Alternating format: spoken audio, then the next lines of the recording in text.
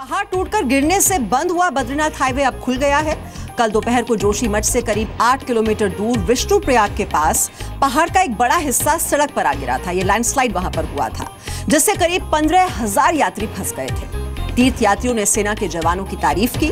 वहीं पुलिस प्रशासन ने भी यात्रियों के खाने पीने का इंतजाम कर यह सुनिश्चित किया कि यात्रियों को किसी तरह की कोई परेशानी न हो।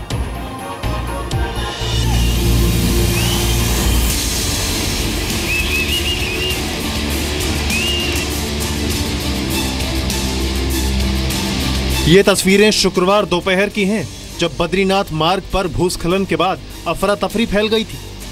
पहाड़ का एक हिस्सा अचानक भरभरा कर गिर पड़ा। पहाड़ के बड़े बड़े टुकड़े तेजी से जमीन पर गिरने लगे। ये देखकर सड़क पर मौजूद लोगों में हड़कंप मच गया और वो इधर उधर भागने लगे। राहत की बात ये रही कि मलबे की चपेट में कोई नहीं आया। बीआरओ की टीम ने लगातार मेहनत कर चट्टानों को काटकर रास्ते को खोल दिया है, लेकिन आफत का पहाड़ गिरने से 15,000 यात्रियों में अफरा तफरी तो फैली गई थी। भूस्खलन की वजह से बद्रीनाथ का रास्ता बंद हो गया था। यात्रियों में बुजुर्ग, महिलाएं और बच्चे भी शामिल हैं। यात्रियों के खाने पीने के इंतजाम किए गए। एक साथ बड़ी संख्या में यात्रियों के भोजन की व्यवस्था की गई। हालांकि कई जगह लोग सड़क किनारे ही बैठकर खाना खाते हुए दिखाई दिए। लोगों को मुश्किलों से बचाने का काम किया सेना के जवानों ने, जो देवदूत बनकर लोगों की मदद के लिए आए। सेना के जवानों को देखकर यात्रियों को भी हौसला आया। बहुत ही अच्छी से व्यवस्था की है। फौजी लोग एक देवता के समान हमारे सामने आ गए हैं। उन्होंने सब खाना पीना हमें दे दिया है। सोने के लिए हमें टेंट दे दिए, ओढ़ने के लिए मोटे मोटे पैकेज ऐसा एक थैली जैसा दे दिया है।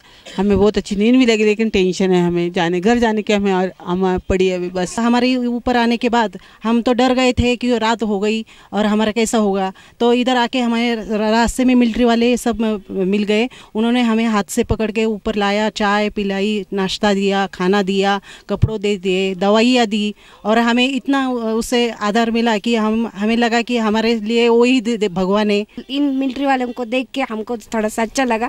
ऐसे लगा कि भगवान आए यहाँ पे। उन्होंने हमको चाय पानी और थोड़ा सा बैठने के लिए सब सोए की।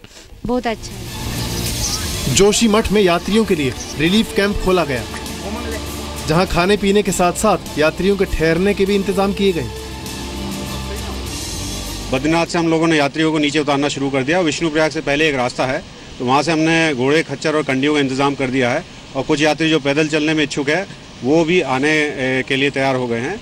और दूसरी तरफ से हम लोगों ने अपनी व्हीकल्स वहाँ पे रखवा दी हैं, और ताकि हम ट्रांसशिपमेंट करके 3 जगह पे हम लोगों ने अस्थायी व्यवस्था भी कराई है। जोशीमठ में गुरुद्वारा में, जोशीमठ में एक इंटर कॉलेज है, और कर्णप्रयाग में और नगरासू में। ये 4 जगह पे हमने व्यवस्था भी कराई है। तो जो भी यहाँ से लोग जाएंगे उनकी व्यवस्था हम लोगों ने उधर करा दी है। और यदि उसके बाद आदमी सीधे देहरादून जाना चाहे तो उसकी भी व्यवस्था है। कल दोपहर 3:30 बजे जोशीमठ से करीब 8 किलोमीटर दूर विष्णुप्रयाग के पास पहाड़ का एक बड़ा हिस्सा सड़क पर आ गिरा था। हादसे के बाद तमाम यात्रियों को जोशीमठ, पांडुकेश्वर, बद्रीनाथ और कर्णप्रयाग में रोका गया। राहत की बात बस यही रही कि जब पहाड़ टूटकर गिरा तब कोई वाहन हाईवे से नहीं गुजर रहा था। पुलिस प्रशासन ने बद्रीनाथ धाम सहित यात्रा पड़ाव गौचर, कर्णप्रयाग, नंदप्रयाग, चमोली, पीपलकोटी, जोशीमठ, गोविंद घाट, पांडुकेश्वर और बद्रीनाथ में तीर्थ यात्रियों को सुरक्षित स्थानों में शरण लेने के लिए कह दिया। ये वही जगह है जहां साल 2015 में भी भूस्खलन हुआ था। तब भी ये रास्ता करीब 1 हफ्ते तक बंद रहा था। उस वक्त की सरकार ने यात्रियों को निकालने के लिए सब्सिडी पर हेलीकॉप्टर यात्राएं शुरू करवाई थी। इस बार सेना के जवानों और बीआरओ की टीम ने हालात को जल्द नियंत्रण में कर लिया। ब्यूरो रिपोर्ट, जी मीडिया। तो जब भी देश पर कोई बड़ी आफत आती है, चाहे वो कोई आतंकवादी हमला हो, चाहे वो लैंडस्लाइड हो या फिर वो बाढ़ हो, देवदूत बनकर पहुंचते हैं हमारे सेना के जवान।